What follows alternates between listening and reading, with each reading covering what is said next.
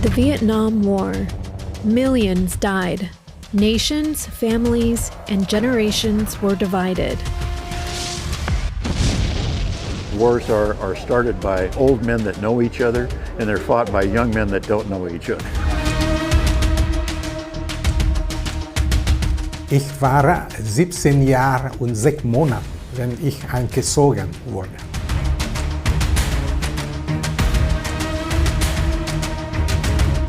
Der Krieg ist immer grausam und das Ende eines Kriegs ist nicht immer gerecht. For the next 25 years, I still lived in Vietnam. It was with me every day.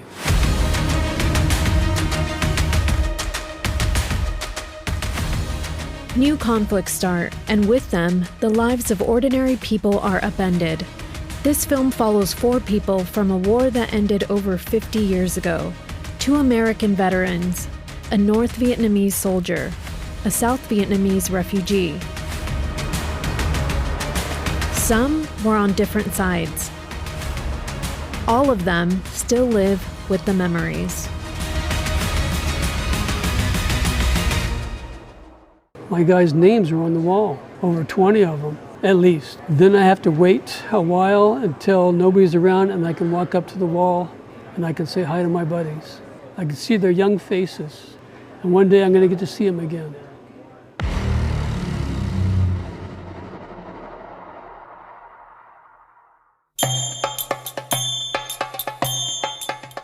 It wasn't always the case that Vietnam was divided into 2 opposing states. So what happened? In the late 19th century, Vietnam was colonized by France and absorbed into French Indochina.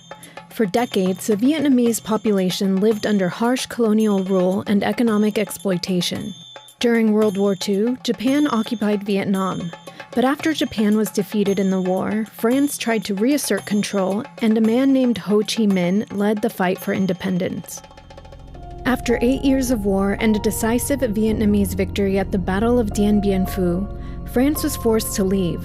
At a peace conference in 1954, the Geneva Accords temporarily split Vietnam along the 17th parallel. The communist-led Democratic Republic of Vietnam controlled the north, and the anti-communist Republic of Vietnam controlled the south. But the division was never meant to be permanent.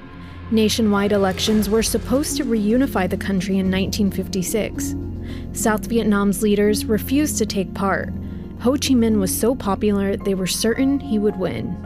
The South's president, Ngo Dinh Diem, did not want to give up power, but many people in the South did not support him. They saw him as corrupt and a dictator. By the late 1950s, armed rebels in the South had begun fighting against the government. They became known as the Viet Cong. North Vietnam sent weapons and soldiers to support them, and the United States decided to help South Vietnam.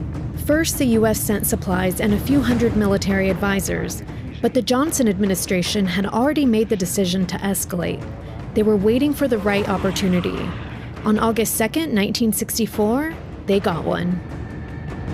An American destroyer was attacked by Vietnamese torpedoes. The American administration argued this happened twice in just a couple of days. They were supposedly in international waters and they were just attacked out of the blue.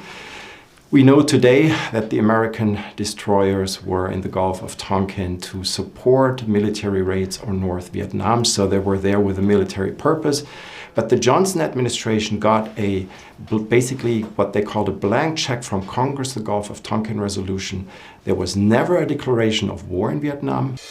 In March 1965, the first U.S. ground combat troops arrived in Vietnam. At the end of 1966, there were over 385,000 American soldiers in Vietnam. By 1968, over 500,000.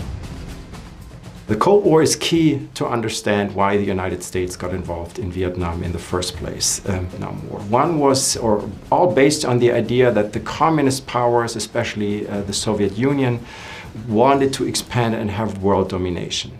So one major idea was you have to contain them. If one country fell, then others in the neighborhood might fall, and in the end, the United States might basically be fighting alone against the Soviet Union and might not be able to survive. Credibility making your enemies believe you're ready to fight, making your allies believe you're staying with them was key.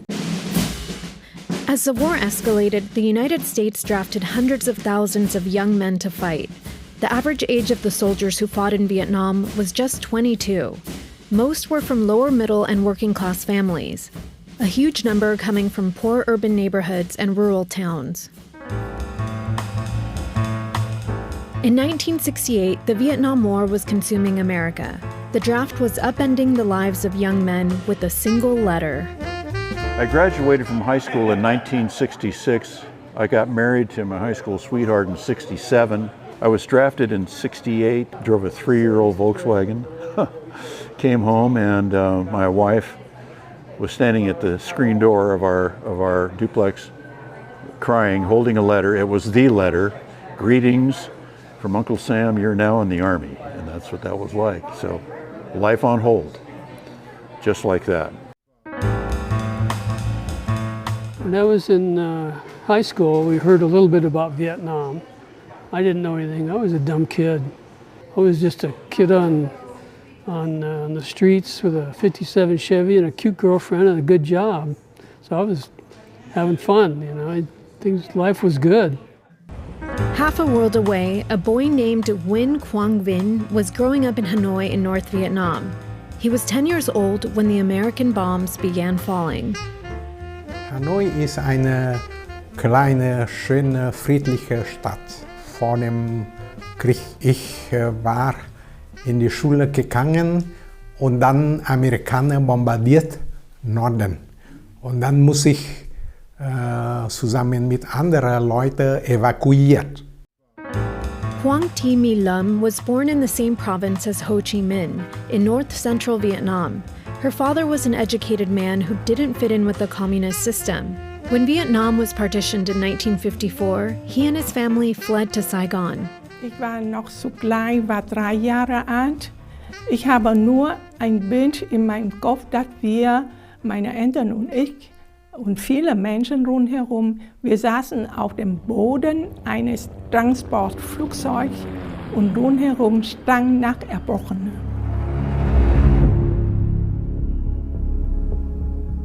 For American soldiers, Vietnam was like no place they had ever seen before. I couldn't believe the heat. I couldn't believe the smell. The first thing when they opened the door of the airplane is you could smell. It just had this stench that overwhelmed you. First indication you were in another area. Nguyen Quang Vinh was fighting for North Vietnam. He also faced the jungle, but with less resources. Ist sehr hart, weil vor allem überall der Tod lauert. Also der Tod kam durch Feuerkraft von Gegnern, mit Bomben, mit Artillerie, mit anderen Waffen auch. Aber der Tod kam auch durch Krankheit, Malarie und sogar Hunger. Manchmal Nachschub kommt nicht rechtzeitig. Und wir haben schon sogar 2-3 Wochen keine Nahrungsmittel bekommen. Vietnam was a war fought differently than anything America had previously known. This was a guerrilla war. The Vietnamese did not try to face American troops openly because they would have lost because of American military superiority. They didn't wear uniforms, so it was not like a war like in World War II where it was pretty clear who's the enemy, who you're fighting, and also who you are liberating. We were using the World War II training manual, and it had nothing to do with Vietnam. And so I stayed in Scout Dog School, and it was the first training that I had that was Vietnam-oriented. Jungle warfare was being taught to me for the first time. American soldiers were sent on patrols to capture or kill the enemy. But this was not the kind of war they had expected.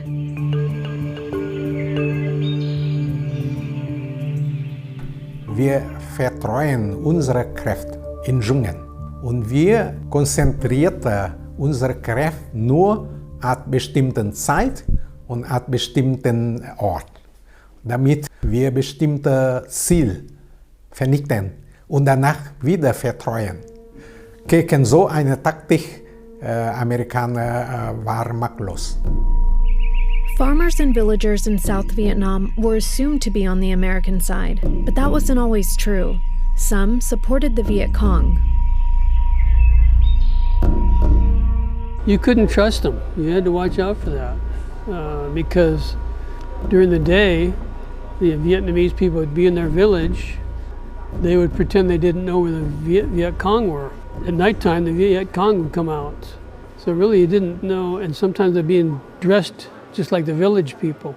There was a lot of duplicity in my life, and I think in many soldiers' lives. I would write letters home to my wife, and I'd say things like, I want to adopt some of these kids here, you know, and that kind of thing. And the next minute it's like, kill them all and let God sort them out. Maybe I'm the bad guy, you know what I mean? Nobody ever signed up to be on the wrong side of things, right?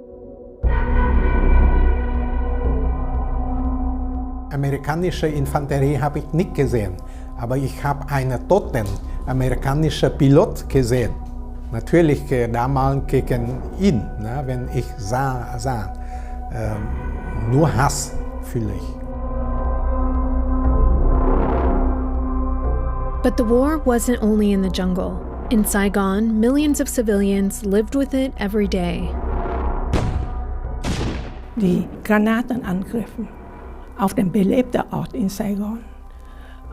Wir dürfen nicht in Kino oder Spaziergang machen in der Stadt ganz frei, weil immer der Angst im Hintergrund, dass irgendwo eine Granate explodiert wurde. In den Jahr 1964 oder 1963 hat mein Vater viele Sandsäcke gekauft, um im Haus so auszustatten, um einen Luftschutzbunker aufzubauen. Während der Kriegszeit die Vietnamesen in Südvietnam haben nie die Idee gehabt, den Vietnam zu verlassen, weil im Krieg hat man noch die Hoffnung, irgendwann mal gibt ein Kriegend, irgendwann mal wird der Frieden wieder einkehren und daraufhin eine Heimat zu verlassen. Das ist nur ein letzter Ausweg. With no territory to capture and no front lines to hold, the U.S. Pentagon needed a way to measure whether they were winning. Secretary of Defense McNamara came up with the idea, how can we measure success? We do body counts. So we count the people that we killed. That caused all kinds of additional problems. But basically an asymmetrical war is really, really difficult or nearly impossible to win. Politicians had their reasons for the war. The soldiers had their own. The fighting was just to stay alive. You just did anything you could to stay alive. My problem was I had no grudges against these people, except they're trying to kill me. So, you know, you take a kid off the street and throw him in a place like that, you know, I don't even know them. In the training module, the cadre was saying to us, your job is to come home alive and bring as many of your friends home with you. Forget about all of this stopping communist aggression in Southeast Asia. So it was a survival. Wir kämpfen für Freiheit und Unabhängigkeit von Vietnam. Damals war ich noch zu jung, ne? Und das alles haben wir von Propaganda und Radio und Zeitung, alles das gelesen und gehört. Ne? Manchmal habe ich denken, vielleicht soll aufhören zu kämpfen. Aber an der Front kannst du nichts machen. Ne? Und so kämpfen wir bis zum Ende. Die Amerikaner betrachten wir wie eine Alliierte, ein guter Alliierter. Der hat uns bloß nur geholfen, um den ganzen kommunistischen Block entgegenzusetzen. Behind closed doors, even the architects of the war had doubts. Lyndon Johnson taped most of his phone conversations, and there's quite a lot of them with Secretary of Defense Robert McNamara. And they keep talking about the necessity to escalate But what you get from these tapes too, they aren't convinced and their heart is not really in it. On the other hand, they think the worst thing that can happen is to lose another war in Asia. So in the Cold War context, Vietnam might be the domino that might tip everything over. So you just cannot lose Vietnam. And then if you make this argument internally and to the outside, how can you ever find a way out of this conflict? In war, there can come a moment when a soldier stops feeling, not by choice, but by necessity. A wall goes up, and for many, it never comes down. And soon you learn you didn't want to get too close, because some of them might not come back. You get too close, and pretty soon it happens again. You lose some buddies. Then finally you just put up this wall, and that wall gets thicker and thicker every time. That's probably what hurt most of my marriage, because the wife would turn over and say, "I love you," just to see if I would say it. And I'd look at her and say, "Yeah, I love you too." No feelings, I would just say it. Everything was a security risk, everything was a safety problem, sitting, having to face a door so that no one can sneak up on you.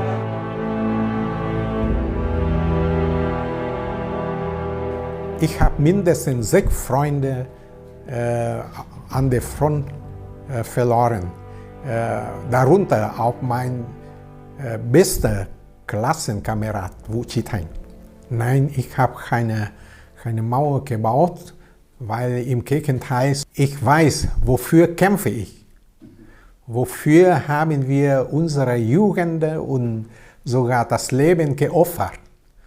Und so baue ich keine Mauer. Es tut mir leid für die Amerikaner, die einen ungerechten Krieg in Vietnam gemacht und so viele Soldaten getötet und verwundet. Und viele bis heute noch leiden unter Nachkriegssyndrom.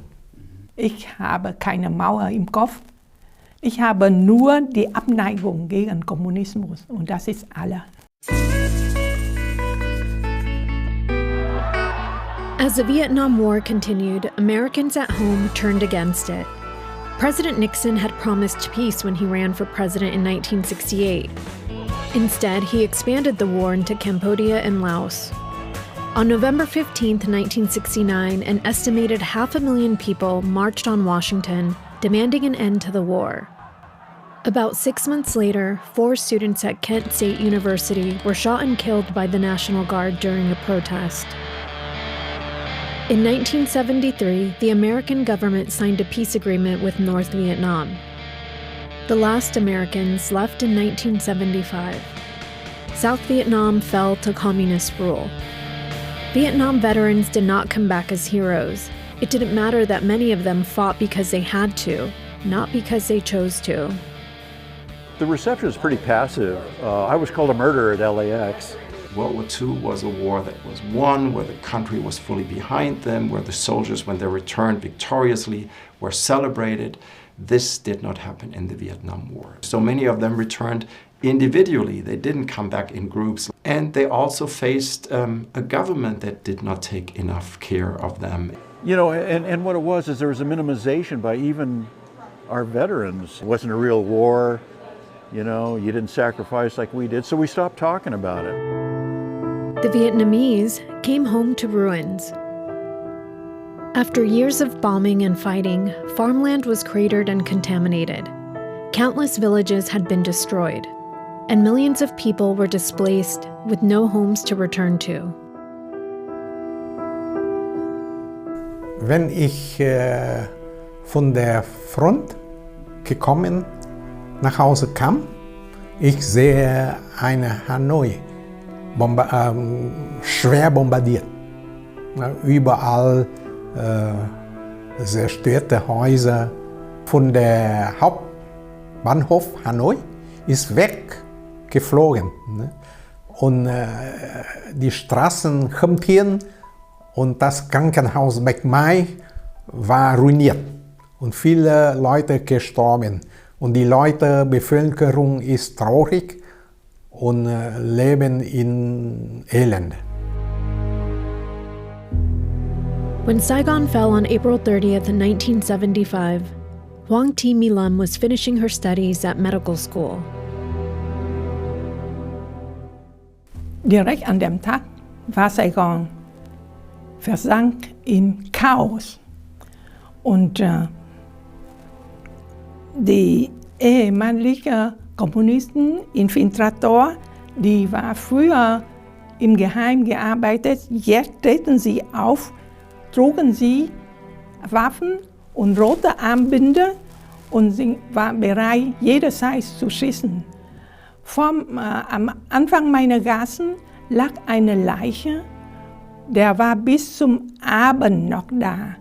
Und dieser Zustand war so schrecklich.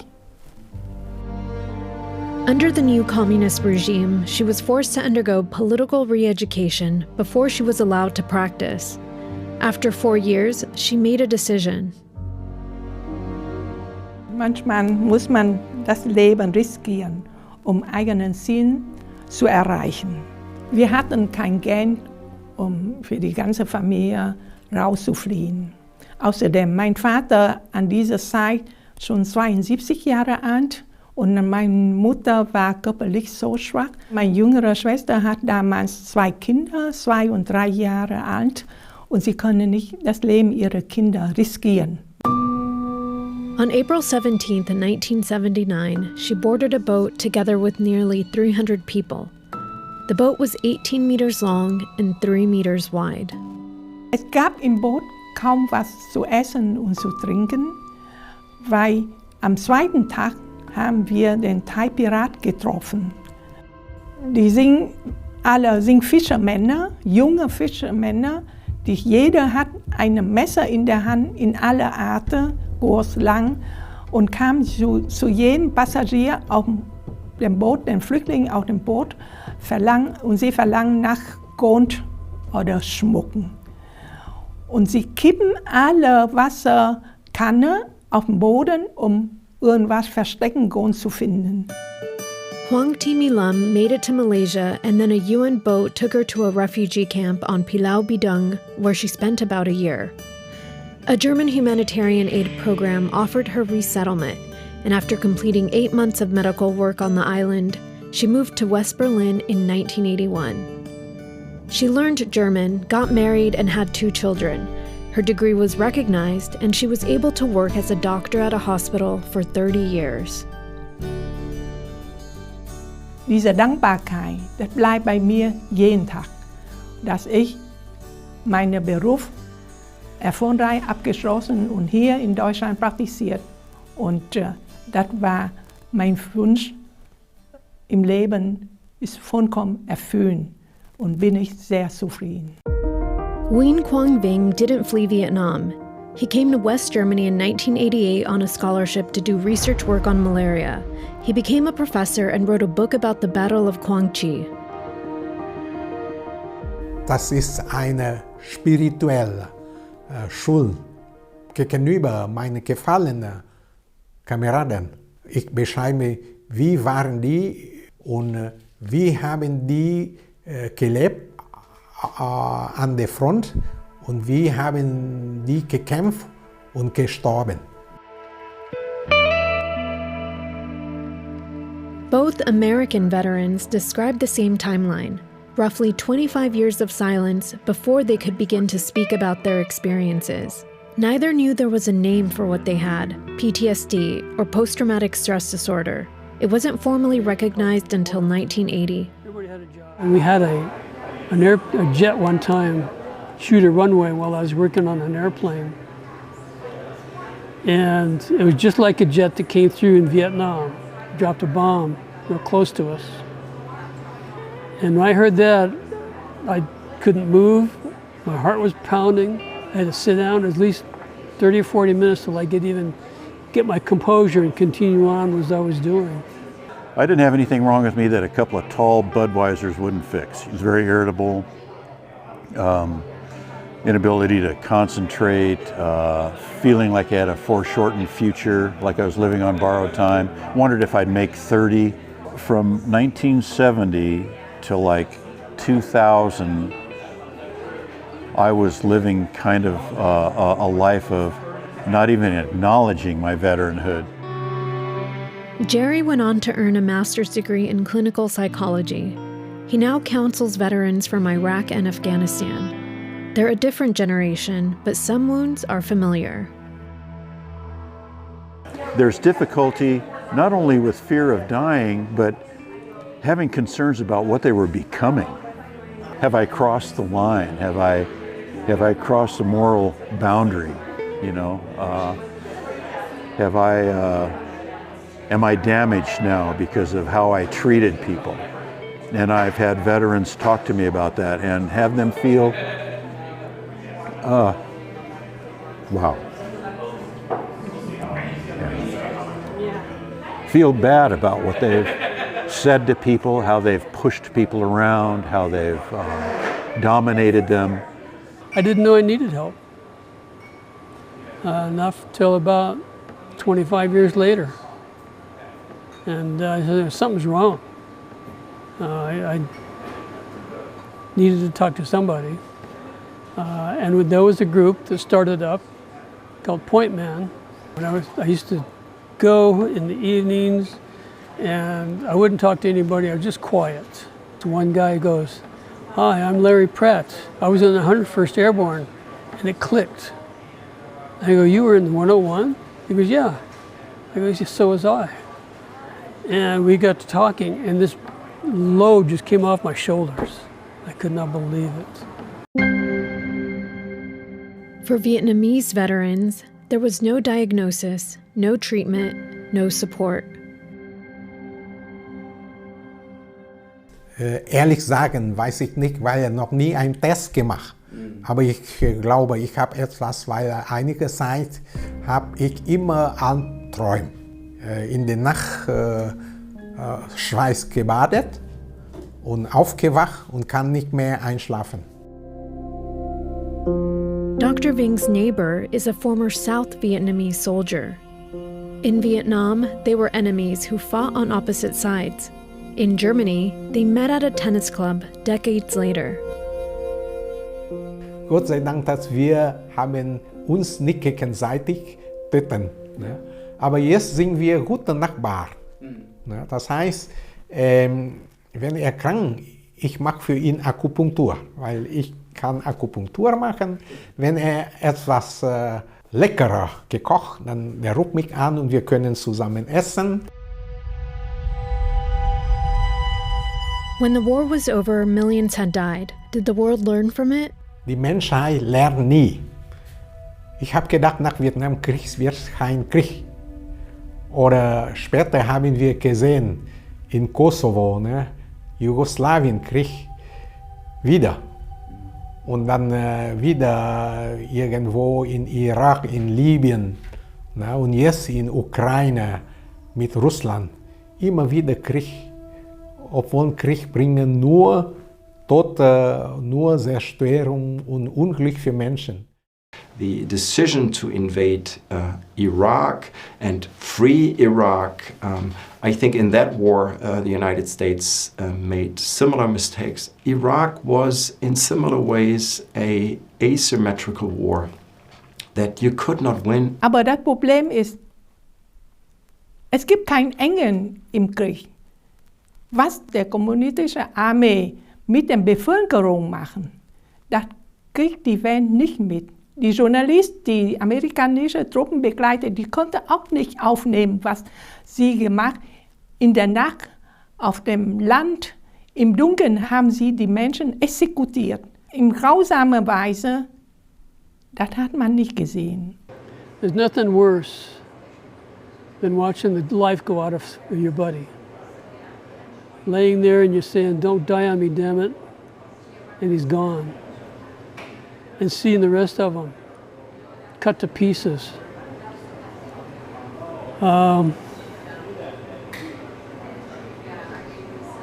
It's like yesterday. It's literally like yesterday. So that is between me and the guys I was with. And one day I'll see them again. When the war ended, as many as 2 million civilians across Vietnam had been killed. Military losses were also grim. Over 1 million North Vietnamese and Viet Cong fighters, roughly 250,000 South Vietnamese troops, and nearly 60,000 Americans never returned home. Tens of thousands more were killed in Laos and Cambodia. War doesn't just impact the people who fight it. It reaches into their families, their cultures, their bodies. Grief, trauma, loss, they mark individuals for life and affect generations to come. But what these 4 people have also shown us is something else. That despite the grief and the loss, they have found ways to heal, with resilience. They also show us that war never truly ends on a battlefield. They carry it with them throughout their lives.